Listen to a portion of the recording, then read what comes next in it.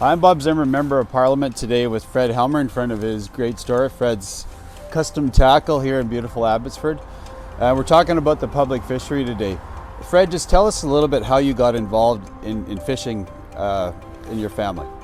Well, it has been a family tradition, and it all started, 50 plus years ago. A lot of days on the water with my dad and my grandfather.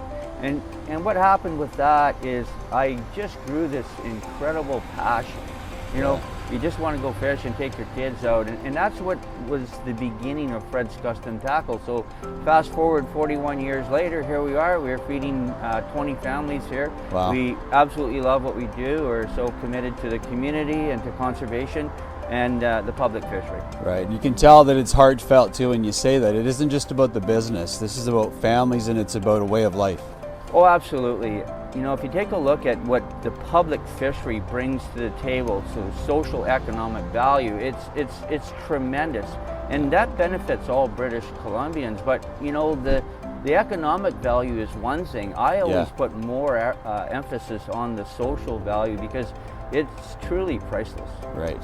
Yeah, I know we often see that fish at the end of the day is the prize, but it's such a small part of the journey, and the journey is the part where you get to talk to your grandpa, or talk to your grandma, or talk to your mom or your dad while you're on the water fishing, and those kind of moments are priceless.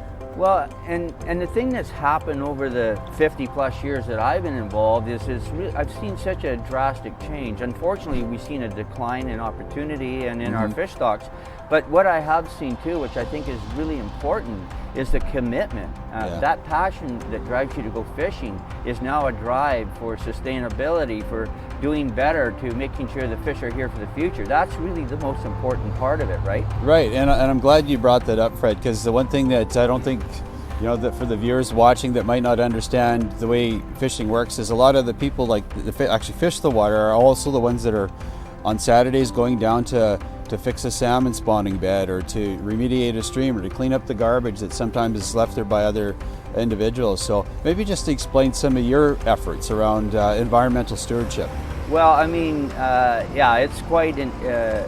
it's quite extravagant on how we're involved, but we like to involve the entire community, because at the end of the day, it's giving back. Right. People today, it's very easy to put their hand out. That hand should be out to help. And that's what I see with the public fishery, is you have people that really care. They're not so much interested in bringing fish home necessarily. They just want the experience, and they want to be part of the success of moving forward. And the way to do that is collectively, not just the public fishery, but all fisheries, government, everybody needs to kind of realize the importance of this fishery and do everything we can using the latest, greatest technology, science, research, and the collective to make a difference for the future. Right.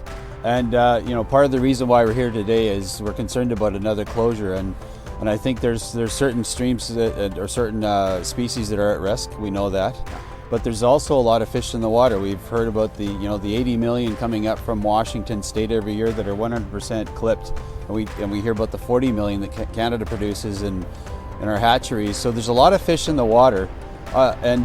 But maybe explain that a little bit, Fred. Are there fish to catch? Talk about those hatchery fish that are out there.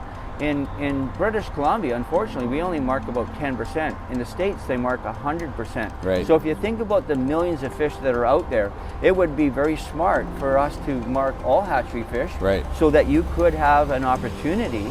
Plus, what you're doing is you're actually working with the science. You want to protect the genetic integrity of wild fish. Right. So taking hatchery fish out is a good thing. The opportunity, when you think about it, we have 80 million US fish swimming around in our waters. Yeah. Those are free fish. So it's a no-brainer to have access to at least have or selective marked fishery. Absolutely. It needs to happen immediately. Maybe just for the viewer that might not know what marking a fish actually means, because it's not fully understood, but it's a very simple process. Maybe just explain for the viewer how that's done. Right, so a marked fish would have a clipped adipose fin. That means that the fish was produced in a hatchery. So it's not a wild fish. It's a fish that is certainly worthwhile to whales and people who want to fish, First Nations people. So it's a valuable tool to have access to opportunity and to retention fishery. Right. I think the cool part, especially about hatchery fish, is it's from broodstock right from that river in that area. So it isn't, some people think that a hatchery fish is a fake fish. It completely isn't. It's been, its DNA is from the river, from that particular river where it goes back to, and the DNA is very well understood and very well followed by the science. Look at hatcheries. It's just a way of augmenting and helping Mother Nature over troubled times. Right. And you know, I guess if you take a look at the community at large, you have people that, I don't know anybody that doesn't want to see a healthy resource. Right. The question is, does everybody want to see a sustainable opportunity? That becomes a great debate, which is unfortunate because it's that opportunity that really drives the engine, it drives the economics, it all makes this happen. I mean, everything costs money today. And you know, we've heard the argument that it costs money to clip fish. Yeah. It doesn't cost that much, That's and I'm going to guarantee you it's a very worthwhile endeavor. Right. I think what's a cool story, we've heard countless stories about, you know, streams that were down to literally 10 fish. And now those streams, because of hatcheries and really good work from conservationists like yourself, now there's thousands of fish coming back from the DNA from that river. So we're actually seeing these streams come back due to your good work. So I think that's again what we want to have the public understand, that part of the concern too about why we're here is if we lose people like you helping really rebuild those streams and those stocks, because the businesses go away, because the economic opportunity is gone, then it all goes away. And our conservationists, our people that are actually being stewards and really doing the good work, they go away too. And then generationally that's gone. And then who's going to help our rivers? The public fishery needs a lifeline, absolutely, and there's no time for debate on that. We need a lifeline, we need an opportunity to get out there, we need a reason to go fishing, and if it's for conservation, fantastic, but you know, we don't want to diminish the public fishery to the point. I think it would be an absolute devastation to the economy and to the future of fisheries in this province. It's all about working together, and then once you agree on things, then you can come to the table with solutions, because that's what it's all about.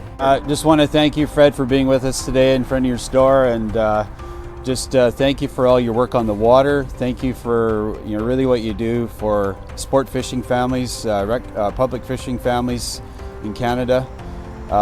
We really appreciate your efforts and all what you've done for the industry. I know you've been at it a long time, so it comes from the heart, and we could see that today. So thanks, Fred. Well, no, thank you. Thank you for your leadership. That's what we need, is good leadership. Like so many British Columbians, some of my favorite memories are fishing with my family. If you believe the minister needs to start listening to the concerns of our BC fishing families and communities, I encourage you to call her at her office at 902-527-5655 or send an email to bernadette.jordan@parle.gc.ca. We must ensure that our children and our grandchildren have the opportunity to enjoy the great outdoors and participate in an angling tradition that has been a proud way of life for generations.